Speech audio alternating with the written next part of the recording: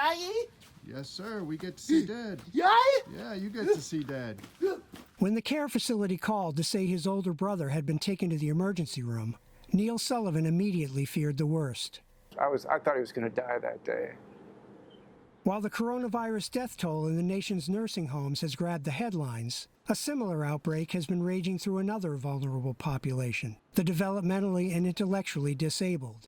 People like Sullivan's 52-year-old brother, Joe. Marginalized would be an understatement. Forgotten is an understatement. I would say it's out of sight, out of mind. A survey by the Associated Press found that several thousand residents in group homes had contracted the coronavirus, and that hundreds had died. The true number is likely much higher, since many states would not provide data. It was clearly a disaster waiting to happen, and unfortunately, we're now seeing the reality of that. AP found that about 40% of group homes known as intermediate care facilities failed to meet standards for preventing the spread of infections and communicable diseases. They are statistically sitting ducks. Joe Sullivan has spent most of his life at the state-run Elizabeth Ludeman Center outside Chicago. Since the outbreak began, more than half of Ludeman's roughly 340 residents have tested positive for the virus. Around a dozen residents and staff members have died. While the Ludeman Center was not cited specifically in the infection control category, regulators have repeatedly flagged resident neglect and poor maintenance.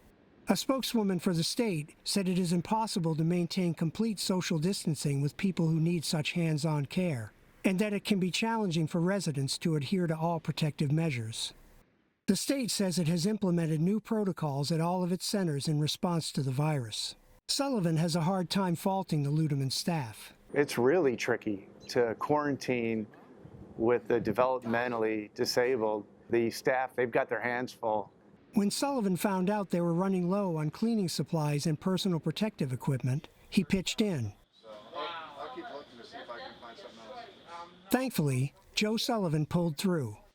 Neil says the hardest part now is explaining why he can't go see their elderly parents. He knows something's going on. You know, I try to keep it simple and tell him everybody's sick.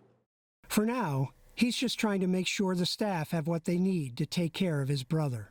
Alan Breed, Associated Press.